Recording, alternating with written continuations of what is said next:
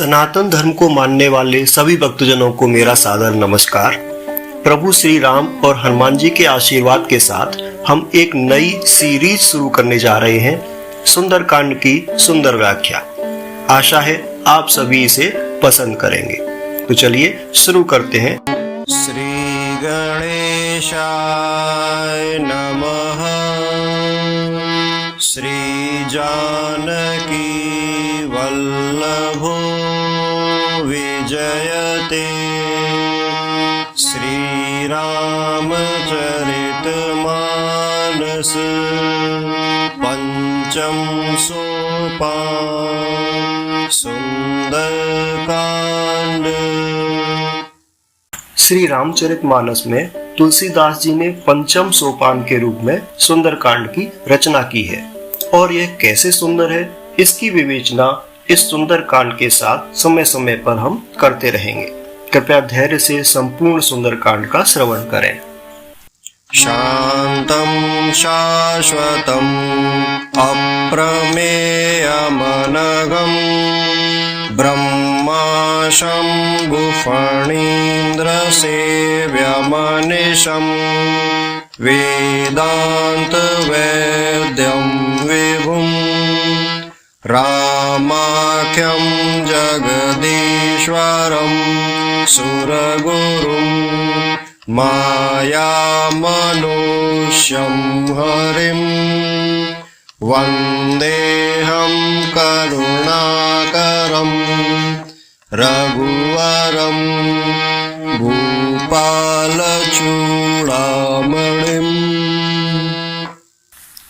सुंदरकांड की सबसे पहली खास बात यह है कि इसका पहला श्लोक पूर्ण रूप से श्री राम जी को समर्पित है। इससे पूर्व के कांडों में प्रथम श्लोक पूर्ण रूप से केवल श्री राम को समर्पित नहीं है। शुरू में गणेश जी की और सरस्वती जी की वंदना है। फिर अयोध्या कांड में शंकर जी और अरण्य कांड में भी शंकर भगवान की वंदना की गई है और फिर किष्किंधा कांड में भी उसके प्रथम श्लोक के रूप में श्री राम व लक्ष्मण जी दोनों का वर्णन है। इस श्लोक में तुलसीदास जी कहते हैं कि प्रभु श्री राम शांतम शाश्वतम, वे शांत हैं और शाश्वत हैं। अप्रमेय मनघम, प्रमाणों से परे हैं, निष्पाप हैं। निर्वाण शांति प्रदम, निर्वाण या मोक्ष स्वरूप है और शांति प्रदान करने वाले हैं। ब्रह्मा शंभु फणीन्द्र सेव्य मनिशम, ब्रह्मा जी, शंकर जी और शेषनाग जी से निरंतर सेवित है। वेदांत वेद्यम विभुम, वेदों के सार हैं, वेदांत हैं, वेदों के द्वारा जानने योग्य हैं। और माया मनुष्यम हरिम, माया से मनुष्य रूप में दिखने वाले हैं। सुर गुरुम, देवताओं में सबसे बड़े हैं। करुणाकरम, करुणा करने वाले हैं। रघुकुल में श्रेष्ठ है। भूपाल चूड़ामणिम, राजाओं के शिरोमणि है। रामाख्यम, राम कहलाने वाले जगदीश्वर की मैं वंदना करता हूँ। नान्यास्पृहा रघुपते हृदये स्मदीये सत्यं वदामि च भवान् खिलान्तरात्मा भक्तिं प्रयच्छ रघुपुङ्गव निर्भरां मे कामादिदोषरहितं कुरु मानसं च। इस श्लोक में हम श्री राम से उनकी भक्ति मांगते हैं, स्वयं को दोष रहित करने की प्रार्थना करते हैं। तुलसीदास जी कहते हैं, हे रघुनाथ जी, मैं सत्य कहता हूँ, आप तो सबके अंतरात्मा है, सबके मन की बात जानते हैं कि मेरे हृदय में कोई दूसरी इच्छा नहीं है। मुझे अपनी निर्भरा अर्थात पूर्ण भक्ति दीजिए और मेरे मन को कामादि दोषों से रहित कर दीजिए। यह प्रार्थना यहाँ तुलसीदास जी भगवान श्री राम से कर रहे हैं। अतुलित बलधामं हेमशैलाभदेहं धनुजवन कृशानुं ज्ञानिनामाग्रगण्यं सकलगुणनिधानम् सकलगुणनिधानं वानराणामधीशं रघुपतिप्रियभक्तं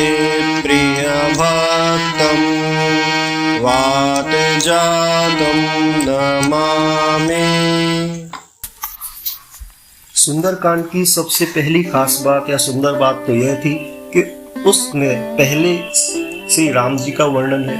श्री राम जी के श्लोक के रूप में उन्हें विभिन्न प्रकार की उपमाओं से वर्णित किया गया है और इसके तीसरे श्लोक में हनुमान जी को उनकी विभिन्न उपमाओं से वर्णित किया गया है। यह श्लोक पूर्ण रूप से श्री हनुमान जी को समर्पित है। इस श्लोक में हनुमान जी की विशेषताओं या उनकी शक्तियों का वर्णन है, जो इस श्लोक में उन्हें 8 अलग अलग उपमाएं या नाम देकर बताया गया है।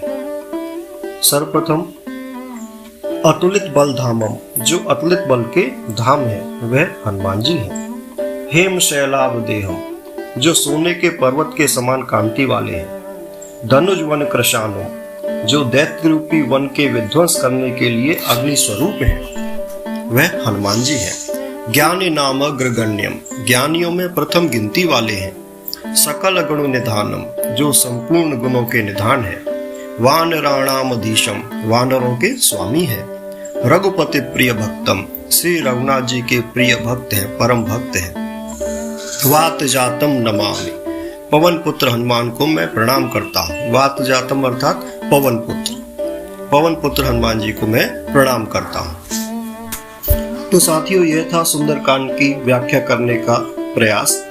आशा है आप सभी को पसंद आई होगी, और अगर आपको पसंद आई हो तो चैनल को सब्सक्राइब करें, वीडियो को लाइक करें और बेल आइकन को दबाना न भूलें, और अपने साथियों को भी इस वीडियो को शेयर जरूर करें। धन्यवाद।